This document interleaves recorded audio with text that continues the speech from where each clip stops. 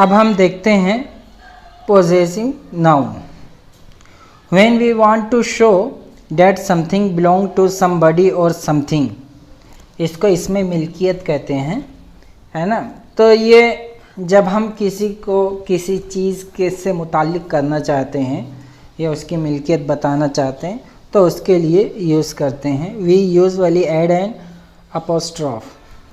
Apostrophe यानी एक बिंदी रहती है इसके ऊपर, वो लगा देते हैं to a singular noun, singular noun के लिए। और प्लूरल नाउन के लिए ये होता है कि इसके बाद अपोस्ट्रॉफ कई सिंबल लगा देते हैं to a plural noun. For example जैसे दे बॉयज़ बॉल, के एक लड़के का बॉल, दे बॉयज़ बॉल दो लड़कों का ball. Notice that the number of balls does not matter, इधर बॉल से नहीं मतलब है, इधर बॉयज़ से।